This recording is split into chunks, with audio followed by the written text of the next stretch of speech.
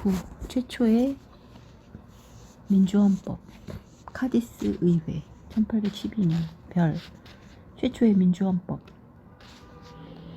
나폴레옹의 점령 기간 동안 스페인 민중들은 손에 무기만 들고 싸우지는 않았다. 그들 중 소수는 카디스에 모였다. 스페인 남부에 위치한 카디스는 개혁주의적 기상과 부르주아 계층이 많아 사상적으로 매우 개방적인 도시였다. 이곳에 모인 사람들이 소집한 카디스 의회에서 1812년 3월에 10장 384조로 된 카디스 헌법이 제정 공포되었다. 카디스 헌법은 스페인의 전통과 법령을 규범으로 하여 형태면에서는 1791년의 프랑스 헌법을 모방, 축소한 것이었다.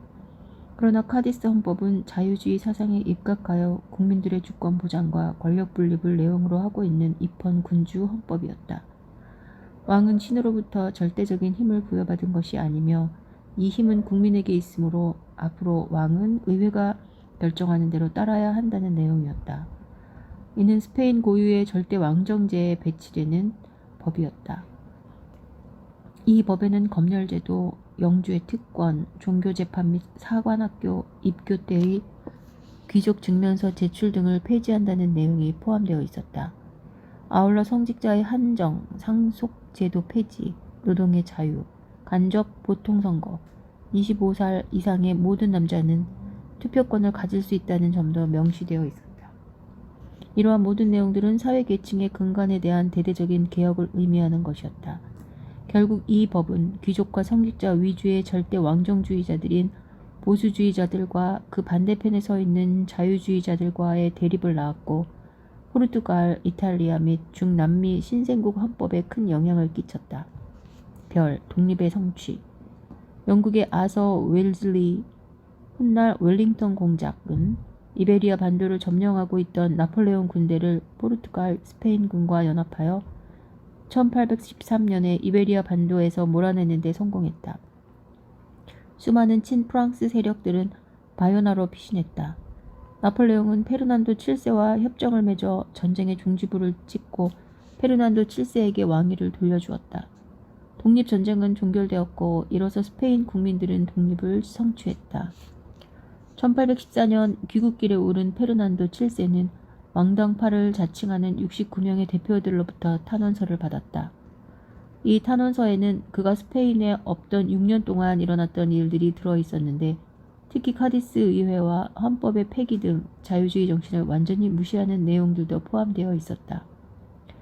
페르난도 7세는 마드리드에 돌아오자마자 카디스 헌법을 완전히 무시하고 절대 왕정 체제를 유지하면서 폭정과 악재 정치를 시작했다. 그는 카디스 의회의 서류를 공개적으로 불태우도록 명령하고 가톨릭 왕들의 정책을 계승하여 종교재판소를 부활시켰다. 이처럼 페르난도 7세와 왕당파가 통치권을 확고히 하려고 노력하는 동안 자유주의자들은 비밀 결사단체와 군부의 지원하에 왕정체제의 반기를 들었다. 1814년에서 1820년 사이 바스크와 카탈루냐, 나바라의 군대가 반란을 일으켰지만 모두 진압되었다. 그러나 1820년에는 카디스에서 아메리카 식민지의 해방운동을 저지하기 위해 원정군으로 가려던 라파엘 데 리에고 장군이 반란을 일으켰다. 반란은 즉시 진압되었지만 군부의 반란이 전국적으로 확산되는 계기가 되어 마침내 페르난도 7세는 카디스 헌법을 인정하고 자유헌정의 길을 택했다. 자유주의 정부. 리에고 장군의 반란 이후에 수립된 자유주의 정부는 1820년에서 1823년까지 계속되었다. 그러나 자유주의 체제가 왕, 정부, 비밀결사단체, 자유주의자, 절대주의자 등 이질적인 요소로 구성되어 있어 의견의 일치를 보기가 쉽지 않았다. 개혁의 수행 과정에서 온건파는 왕의 참여를 인정했으나 급진파들은 왕의 참여를 반대하여 왕의 권한을 축소하려 했다. 이처럼 체제 내에서의 반목과 갈등으로 자유주의 정부는 많은 어려움을 겪었다. 이러한 혼란 속에서도 자유주의 정부는 3년 동안 귀족 소유의 토지 매각을 허용하고 장자 상속제와 세습제를 폐지하는 등 나름대로 개혁적인 정책을 폈으나 나라 전체에 미치는 효과도 미미했다. 한편 페르난도 7세는 절대주의자들에 대한 경제적 지원을 강화하여 자유주의 정부에 대항하는 반란을 꾀하는 데 도움을 주었고 외국에서 자유주의 정부에 대항할 지원 세력을 찾았다.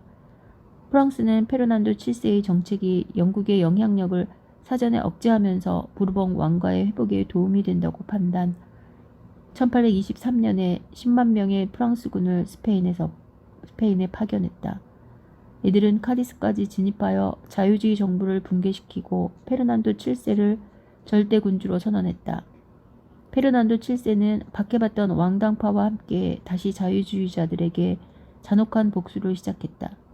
이에 많은 자유주의자들이 지브롤터를 통해 영국과 프랑스로 망명 또는 이민을 가고 상당수는 그곳에 체류하면서 훗날을 기약했다. 이로써 스페인은 또다시 이념 때문에 내분에 휩싸이게 되었다.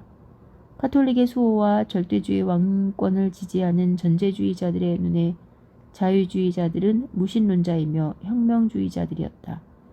반면에 자유주의자들은 국왕을 추종하는 전제주의자들을 신앙심을 빙자한 반동주의자들이라고 생각했다. 70. 독립운동의 기수 크리오요 라틴 아메리카 제국의 독립 1810에서 1825년 별 다인종 사회의 출현. 콜럼버스가 신대륙에 도착했을 때 그 땅에는 이미 많은 원주민들이 거주하고 있었다. 이들은 수적인 우세에도 불구하고 스페인 제국의 군대 앞에 힘없이 무너지고 말았다. 스페인의 신대륙 정복으로 이 땅의 주인이었던 원주민들은 하루아침에 피지배계층으로 전락했고 스페인의 정복자들은 이 사회의 지배계층으로 군림하게 되었다. 식민지 시대의 지배그룹은 첫째로 크리오요스 가로 신대륙에서 태어난 백인들, 두 번째 그룹은 부왕 등 식민지 고위 관료들이며 세 번째는 대주교, 주교, 교구장 등 고위 성직자로 나뉘어졌다. 두 번째와 세 번째 그룹은 대부분 페닌슐라레스 가로 본국에서 온 스페인 사람들로 채워졌다. 한편 식민 초기에 대부분의 피지배 계급을 형성했던 원주민의 수가 격감하면서 아프리카 흑인 노예들이 수입되어 신대륙의 인종 구성 분포는 획기적으로 바뀌었다. 식민 초기에 들어온 이민자의 대부분은 가족 단위보다는 개인적인 이주가 더 많았다. 이들 대부분은 30세 미만의 남자들이어서 이들 백인과 원주민 사이에 태어난 혼혈인 메스티조, 백인과 흑인 간의 혼혈인 물라토, 그리고 원주민과 흑인 사이에서 태어난 잠보, JAMBO, 잠보 등 새로운 계통의 혼혈 등이 신대륙의 사회계층을 형성하기 시작했다.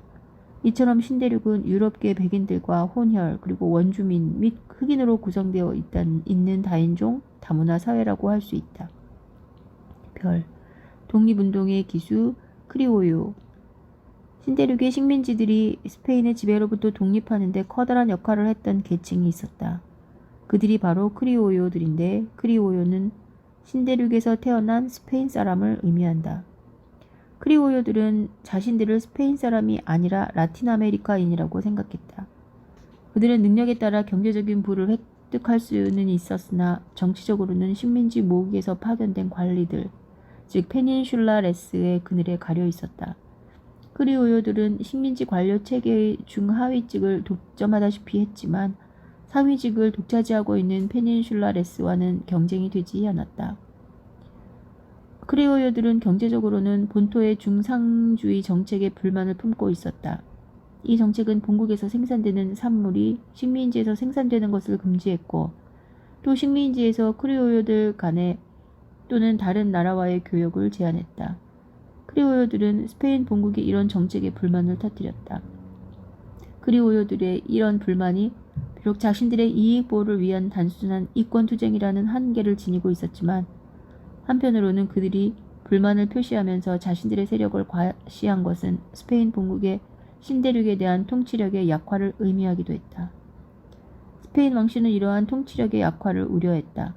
그리하여 부르봉 왕조의 스페인 왕실은 식민지 관직에서 크리오요들을 페닌슐라레스로 교체하고 유럽 국가들과의 밀무역 통제를 통한 식민지의 독점무역 체제의 강화 등을 골자로 한 강력한 개혁 조치를 취했다. 1765년에 이러한 조치는 크리오요들의 거센 반발을 일으켰다. 그렇지 않아도 크리오요 자신들은 비록 사회계층의 상위에 있었지만 페닌슐라에 비해서 관직의 진출이나 정치적인 의사결정권 등에서는 열등한 위치에 놓여 있었다. 크리오요들은 이를 계기로 스페인으로부터의 독립에 대한 필요성을 더욱더 자각했다. 19세기 초에 일어난 라틴 아메리카에서의 독립운동의 근본적인 원인은 18세기 후반 부르본 왕조가 꾀했던 식민 정책에 대한 크리오요들의 이러한 저항의식에서 찾을 수 있다. 그 후 크리오요들은 미국 독립운동과 프랑스 혁명의 정신으로부터 라틴 아메리카 독립의 필요성에 대한 이론적 정당성을 확보하며 독립의 기치를 들었다. 사진 시몬 볼리바르 가로 오른쪽과 산 마르틴의 만남. 베네수엘라와 콜롬비아, 에콰도르를 독립시킨 후 이들을 통합하여 그러한 콜롬비아 공화국을 결성하는 데 주도적 역할을 했던 아메리카의 해방자 시몬 볼리바르와 아르헨티나, 칠레를 거쳐 페루를 독립시키는 데 큰 역할을 했던 산 마르틴. 이 두 사람이 에콰도르의 과야킬 항구에서 해방된 나라의 장래를 논의하기 위해 처음이자 마지막으로 만난 사진이다. 독립운동. 라틴 아메리카 식민지들은 일부 지역을 제외하고는 거의 모두가 1810년부터 1825년 사이에 독립했다. 1810년에 독립운동은 당시에 누에바 에스파냐 부왕령 가로하고 오늘날 멕시코로부터 리오 데 라 플라타 부왕령의 수도 부에노스 아이레스에 걸친 지역까지 동시에 맹렬한 기세로 일어났다. 4월에 베네수엘라의 카라카스에서 혁명을 일으킨 사람들이 스페인 총사령관을 쫓아내고 5월에는 부에노스 아이레스 시민들이 스페인 부왕을 추방했다. 9월 16일에는 멕시코의 이달고 신부가 스페인 정부에 대항하여 봉기했으며 9월 18일에는 칠레의 산티아고에서도 독립운동이 시작되었다. 라틴 아메리카 식민지의 독립에는 무수한 독립 영웅들이 나타났다. 베네수엘라와 콜롬비아, 에콰도르를 독립시킨 후 이들을 통합하여 그러한 콜롬비아 공화국을 결성하는 데 주도적인 역할을 했던 아메리카의 해방자 시몬 볼리바르, 아르헨티나의 독립을 달성한 후 해발 4,000m의 안데스 산맥을 넘어 칠레를 독립시키고 페루를 거쳐 에콰도르까지 진격하여 이들 나라의 독립 초석을 세운 산 마르틴 등이 그들이다. 이렇게 활발하게 독립운동이 일어나기 시작했던 1810년 라틴 아메리카에 살고 있던 인구는 모두 1800만 명이었다. 그 중에서 800만 명은 원주민인 인디어였고 약 100만 명 정도가 노예무역을 통해 아프리카에 온 흑인이었다. 그리고 스페인 본국에서 태어난 스페인인들 바로 페닌슐라레스과 라틴 아메리카 식민지에서 태어난 스페인인 크리오요들은 다 합쳐도 400만 정도였다. 그리고 메스티조라 불리는 혼혈인이 약 500만 정도였다. 인구 분포를 살펴보면 크리오요가 페닌슐라보다 수적으로 훨씬 많았고 크리오요보다 인디오나 메스티조의 인구가 더 많았다. 따라서 이러한 인구 분포를 놓고 볼 때 크리오요나 메스티조들이 라틴 아메리카에서 자신들만의 조국을 갖기 위해 독립운동을 활발하게 전개했던 것은 어쩌면 당연한 일인지도 모른다.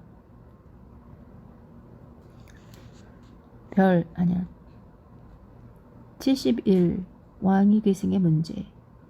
마리아 크리스티나의 섭정 1833에서 1840년. 살리카법.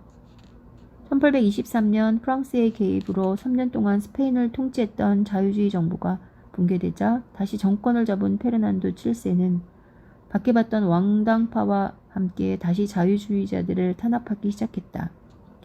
이러한 탄압을 피해서 많은 자유주의자들은 지브롤터를 통해 영국과 프랑스로 망명했다.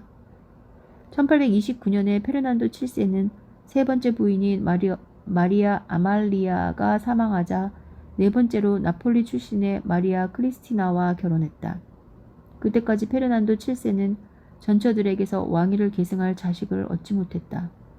이에 절대주의자들 가로 카톨릭 전통주의자로서 왕정 옹호주의자 가로 닫고는 페르난도 7세의 동생 카를로스 마리아 이시드로를 후계자로 지지하고 나섰는데 1830년에 페르난도 7세가 공주 이사벨라를 얻음으로써 페르난도 7세의 동생 카를로스와 페르난도 7세의 딸 이사벨라 공주 사이에 왕위 계승 문제가 발생했다. 스페인의 정치 전통상 여성도 왕위를 계승할 수 있었지만 펠리페 5세 1713년 때 공포된 살라카법가로 여성은 왕위를 계승할 수 없다고 규정한 법으로 이내 스페인에서 여자는 왕이 될 수 없었다. 이를 불합리하게 여긴 카를로스 4세가 1789년에 여자에게도 왕위 계승권을 주는 법을 제정하려 했지만 실패했었다. 페르난도 7세는 스페인에서 여자의 왕위 계승권을 부활시키기 위한 승인안을 의회에 제출했다. 그러나 이는 동생 카를로스 왕위 계승을 지지했던 절대주의자들의 반발만 초래했다. 결국 카를로스 지지파들은 이 승인안을 철회시키는 데 성공했다. 1832년에 병으로 드러눕게 된 페르난도 7세는 비록 딸은 있었지만 1713년에 제정한 살리카법에 따라 동생인 카를로스를 왕위 계승자로 승인했다. 이에 자유주의자들은 3살 난 이사벨라 2세의 왕위 계승을 위하여 투쟁하여 결국 이사벨라 2세가 왕위를 계승하는 데 성공했다. 별 마리아 크리스티나의 섭정 1833년에 페르난도 7세가 죽자 3살 난 이사벨라 2세가 뒤를 이었다. 그러나 이사벨라 2세는 나라를 통치하기에는 나이가 너무 어렸으므로 왕비 마리아 크리스티나가 섭정을 시작했다. 마리아 크리스티나는 섭정 취임에 동시에 온건 자유주의들과 함께 국정을 이끌어 나갔다. 첫 번째 내각은 여러 분야에서 개혁을 약속했으나 절대주의자들이나 자유주의자들 모두 만족시키지 못했다. 결국 첫 번째 내각은 1834년에 물러나고 새로운 내각이 들어섰다.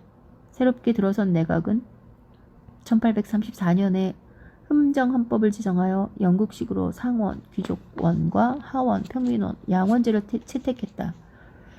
하지만 이 제도 역시 극단적 온건주의자까지 포함하여 그 어느 쪽도 만족시키지 못했다. 세 번째 내각이 자유롭게 들어섰지만 새 내각에 대한 반대파들이 중앙정부와 별개로 지방과 주의 평의회를 구성하는 등 정부에 강력하게 반발했다.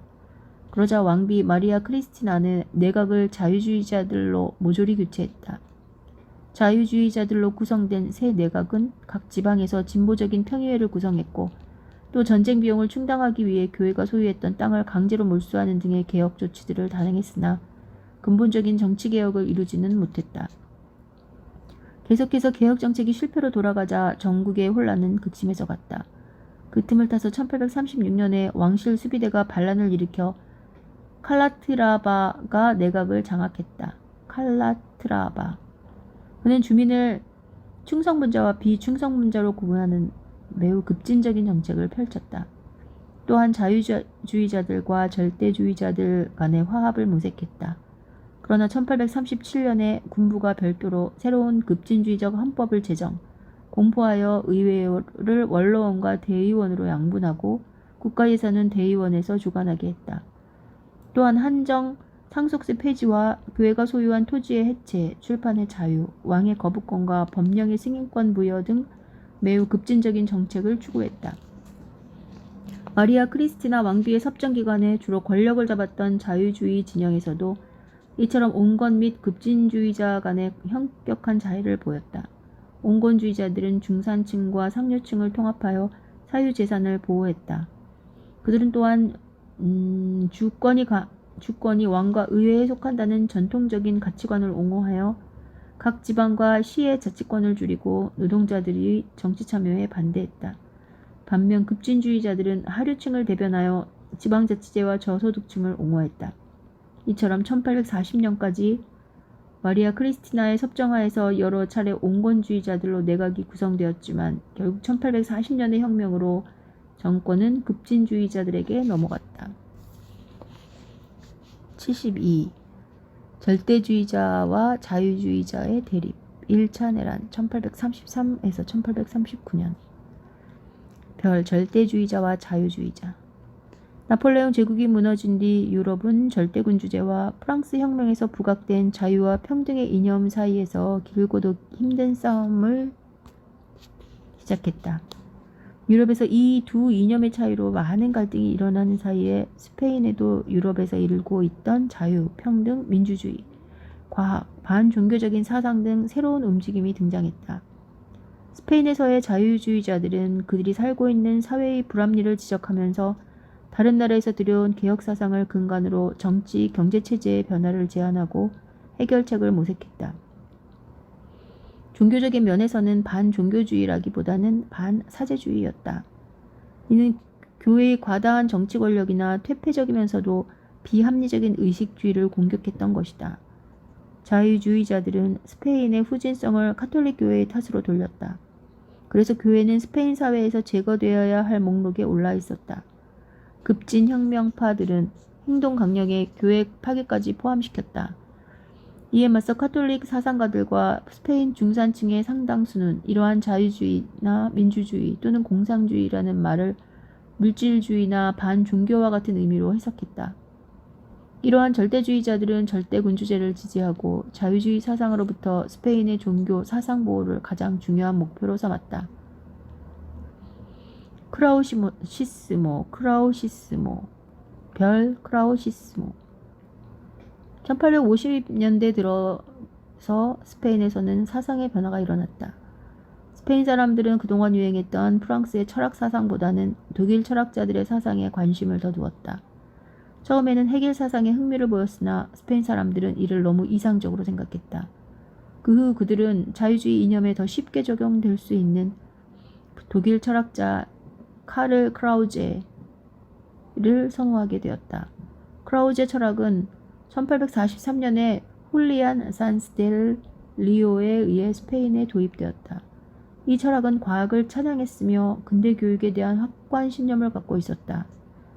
1890년에는 스페인 자유교육기관이 설립되면서 이 철학의 원칙은 실효를 거두었는데 이 기관은 스페인의 근대 교육기관으로서 공화국을 지지하는 지식인들에게 자유주의 사상을 심어주었다. 크라우제 철학을 지지했던 지식인들은 종교는 인간과 신의 기본적인 합일이라는 논리를 도출시켰다. 크라우제 철학은 또한 스페인 문화에 많은 이바지를 했는데 특히 카톨릭 교회의 의식주의 위주의 행사나 교리 등을 이성, 자유, 발전, 인류 등의 용어를 빌려 경멸하기도 했다. 스페인의 카톨릭이 스페인 국민들을 200년 동안이나 무지와 불신 그리고 미신의 구렁텅이로 빠뜨렸다는 크라우제 철학자들의 주장에 대해 스페인의 카톨릭교라는 크라우제 철학의 추종자들은 우리보다 못한 열등한 민족의 것이나 모방한다 는 주의를 펴면서 그들의 논리를 비판했다. 이렇게 시작된 절대주의자들과 자유주의자들 간의 싸움은 20세기 들어서면서 더욱 격화되었다. 1차 내란 별 페르난도 7세가 죽자 스페인은 그의 딸 이사벨라 2세 지지파와 페르난도 7세의 동생 카를로스 지지파로 양분됨으로써 왕조의 위기가 시작되었다. 이사벨라 2세 지지파는 군부와 온건파, 급진주의자 등 이질적인 집단으로 구성되어 있었으며 1834년에 프랑스, 영국, 포르투갈과 과달루페 동맹을 결성하여 외국으로부터의 지원까지 받고 있었다. 이는 외세의 개입을 의미하는 것이었다. 반면에 카를로스 지지파는 왕당파를 주축으로 한 과거의 귀족과 성직자 및 농촌 대중으로 구성되어 있었다. 이들은 바스크, 나바라, 바스콩가다스 등지에서 주요 거점을 확보하고 오스트리아, 프러시아, 러시아, 나폴리의 지지를 받고 있었다. 1차 내란은 단순히 왕위 계승의 문제뿐만이 아니라 이념적인 문제까지 개입되었다. 정부는 종래의 지방 단위를 무시하고 새롭게 주 제도를 도입하여 지방의 특수법을 폐지하려 했다. 이러한 강력한 자유주의와 새로운 부르주아 사상에 대항하여 카를로스 지지자들은 전통을 고수하기 위한 강령으로 신, 조국, 왕 그리고 지방의 특수법 보호를 주장했다. 특히 그들은 교회의 한정상속제 폐지에 반대하여 카톨릭의 방어자로 자처하고 나섰다. 내란 초기에는 카를로스 지지자들이 이사벨라를 지지하는 왕실군들을 물리치며 유리한 상황을 전개해 나갔다. 그 후 내란은 전국적으로 확대되어 양측이 일진일퇴 공방을 계속하였는데 결국 절대주의자들이자 전통주의자들인 카를로스 지지파가 패배했다. 그 뒤 이사벨라 지지파를 이끌었던 에스파르테록 장군이 카를로스 지지파들이 지배하던 영토의 대부분을 되찾았다. 그리고 카를로스 지지파들 중에 온건파와 에스파르테로 사이에 협정이 체결됨으로써 내란은 종식되었다. 1839년에 체결한 협정에서 에스파르테로는 바스크, 나바라 지역의 특수법을 인정하고 카를로스를 지지한 국민들의 정규금 편입과 진급 훈장, 상신 등으로 화해를 시도했다. 그러나 상당수의 카를로스 지지파들은 1840년에 국외로 망명했다. 이로써 7년간의 제1차 내란은 종식되었다. 사진 이사벨라 2세 그녀는 여성은 왕위를 계승할 수 없다고 규정한 살리카법이 존재함에도 불구하고 자유주의자들의 투쟁으로 페르난도 7세의 뒤를 이어 3살 때 왕위를 물려받았다. 73. 11개월 앞당긴 성년식 이사벨라 2세의 자유체제 1843년에서 1868년 별 에스파르테로의 섭정 마리아 크리스티나 섭정 왕비는 절대주의자와 자유주의자들 간에 일어났던 내란 평정의 최고 공로자이며 실력자인 에스파르테로에게 내각 구성을 요청했다. 이에 에스파르테로는 장군들로 내각을 구성하여 군사 통치를 실시했다. 1841년에 에스파르테로는 마리아 크리스티나 왕비와 공동 섭정이 되었다. 그러나 마리아 크리스티나 왕비가 섭정직을 포기하고 마르세유로 가자 온건주의자들과 군부가 바르셀로나에서 반란을 일으키면서 전국이 매우 혼란한 양상으로 변해갔다. 결국 에스파르테로는 사태의 책임을 지고 섭정직을 내놓고 영국으로 도주했다. 1843년 10월 10일 정부는 11개월 앞당겨 이사벨라 2세의 성년식을 올렸다. 이는 이사벨라 2세가 스페인을 직접 통치할 수 있게 되었음을 의미했다. 이사벨라 2세의 통치 이후 스페인의 역사는 온건파 자유주의 시대, 급진주의 시대, 그리고 자유연합정부 시대 등 모두 3시기로 나누어진다. 별 온건파 자유주의 시대 가로 1843년에서 1854년 온건파는 우선 1843년에 새로운 헌법을 제정하여 왕이 내각 임명권과 제-의회 해상권, 상원의원 임명권을 가질 수 있도록 했다. 대신 하원은 정치가 재정가, 군인, 성직자 및 중산층 이상의 인사들만으로 구성되었다. 1851년에는 로마 교황청과 화해하여 한정상속세 폐지에 따른 분규를 종식시켰다. 그러나 무엇보다도 온건파 정부 시대에 가장 주목할 만한 것은 중앙집권화 정책이었다. 먼저 법적으로 국가의 통합을 시도했고 1844년에 전국의 질서 유지를 위해 민병대를 창설, 체제의 중앙집권화를 일으켰다. 행정에 있어서는 주지사가 관리하던 권한을 제한함으로써 중앙의 권한을 확대했다. 교육은 1845년에 수립한 교육계획안에 따라 중앙에서 관리했다. 재정 면에서 있어서는 조세제도를 단순화시키고 각 지방의 특권을 폐지했다. 한편 카를로스 루이스 이사벨라 2세와 왕위 계승 전쟁을 벌였던 페르난도 7세의 동생 카를로스의 아들은 영국과 프랑스의 지원을 받아 카탈루냐에서 제2차 내전을 일으켰다. 1847에서 1849 결국 실패하여 제2차 내란은 종식되었다.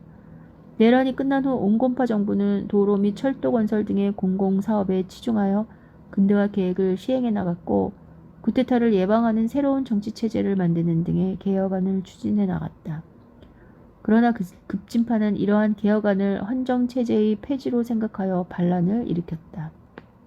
별 급진주의 2년 1854에서 1856년 1854년 군부가 온건파 정부의 반란을 일으켜 마드리드에 입성했다. 이로써 온건파 정부는 붕괴되고 급진 세력이 집권했다. 이사벨라 2세는 1차 내전 이후 내각을 이끌었던 에스파르테로를 권좌에 복귀시켰다. 에스파르테로는 집권과 동시에 예수의 교도들을 추방하고 종교 행사를 금지시켰다. 온건파와 급진주의자들 간의 대립이 있었지만 정부의 체제 안정은 계속되었다. 1856년에 에스파르테로는 급진주의적인 요소가 포함되어 있는 새로운 헌법을 제정했는데 이 헌법은 주권재민의 원칙에 기반을 두었다. 양당제도 채택 1843년의 헌법과는 달리 상원도 보통선거로 구성되고 상하원 모두 입법권을 가졌으며 언론의 자유도 인정되었다. 경제적인 면에서는 수출이 호전되어 국제 수지가 개선되었지만 개혁 수행 과정에서 이념적인 차이에 골이 깊어져 결국 1856년에 에스파르테로 정권은 붕괴되었다. 별 자유주의 연합정부 1856년에서 1868년 에스파르테로 정권 붕괴 후 온건 자유주의들은 오도넬을 중심으로 자유연합을 구성하여 정권을 장악했다. 오도넬은 정치적 절충주의를 택하여 사회 경제적인 개혁 정책을 전통적인 사상에 부합시키려고 노력했다. 이로 인해 스페인은 상당 기간 전국이 안정되었다. 그는 또한 군사, 외교 정책을 훌륭하게 수행하여 대내외적으로 모든 스페인 국민들의 의지를 통합하고 민족주의를 부상시켰다. 모로코에서도 협상 능력을 발휘하여 모로코군의 세우타 도발에 대한 보상을 받아냈다. 그러나 이사벨라 2세의 집권 말기에 들어 모로코와 체결한 조약 내용에 불만으로부터 발생된 정치적 위기는 경제, 사회 및 재정 문제까지 파급되었다. 급기야는 야당 세력인 급진파와 민주파가 이사벨라 2세의 퇴위를 주장하고 신헌법에 따른 공화제 수립을 요구했다. 이로 인해 오도넬을 중심으로 한 자유주의 연합정부는 혼란에 빠졌고 모든 야당 세력들이 연합하여 반정부 투쟁을 전개함으로써 결국 자유주의 연합정부는 붕괴되었다. 별 6차례의 헌법 공포와 41개의 정부. 위에서 살펴본 것처럼 이사벨라 2세가 왕위에 있던 1833년부터 1868년까지 35년? 정치의 불안이 점철된 혼란기였다. 35년 동안 6번의 헌법이 공포되었으며 41개의 정부가 들어섰고 15차례의 군부 쿠데타가 일어났다. 또한 카를로스 추종자들은 훗날 1936에서 1939년 사이에 일어났던 스페인 내전의 전초전이 될 내란을 2번에 걸쳐 일으켰다. 이 2차례의 내란으로 국가는 파산 상태에 빠졌으며 국민들은 정치적으로 분열되었다. 이렇게 정부가 불안하고 정치인이 무능함에 따라 사회의 혼란이 가중되자 반군주 혁명이 일어났다. 이사벨라 2세는 프랑스로 도피하고 자유진보 민주파인 후안 프림 장군이 1868년에 혁명을 일으켜 정권을 잡았다. 74. 스페인의 명예혁명. 이사벨라 2세의 퇴진 1868에서 1874. 별 제1차 임시정부. 1868년 이사벨라 2세가 프랑스로 도주한 이후 스페인에서는 급진 자유주의들이 정권을 잡았다. 이는 피를 흘리지 않고 정권이 교체된 명예혁명이었다. 급진 자유주의자들은 주권재민의 원칙 수립, 보통선거 실시, 개인의 권리 보장 등을 정착시키려 노력했다. 그리고 새로운 세력으로 부상한 하층 계급이 국가정책에 적극 참여할 수 있는 길을 열어주었다. 이는 결과적으로 노동자들의 위상을 높였으며 노동자들에게 집회, 출판, 결사의 자유를 부여함으로써 노동운동이 활성화되는 계기를 마련했다. 한편 스페인의 부르주아 계층은 다른 유럽 국가들보다 늦게 출현했는데 이들이 혁명에 참여함으로써 오히려 전국의 불안정과 무질서만을 초래했다. 이런 전국의 불안정은 1868년부터 1874년 사이에 6년 동안 이사벨라 2세의 퇴진, 혁명위원회 결성, 1차 임시정부 수립, 세라노 장군의 섭정, 아마데오 1세의 민주군주국, 제1공화국의 수립 등으로 나타났다.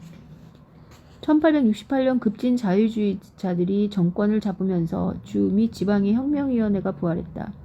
마드리드에서는 최고 군사평의회가 결성되었는데 이 최고 군사평의회가 온건 자유파를 제압한 뒤에는 급진주의자와 통합주의자 및 민족주의자들이 새로운 세력으로 부상했다. 그러나 군과 민병대 폐지라는 공통점을 제외하고는 일부는 군주국을 선호하고 일부는 급진적인 공화국 체제를 주장하는 등 각 정파 간의 내분이 심했다. 새로 구성된 세라노 장군의 제1차 임시정부는 공화국 사상을 선호했다.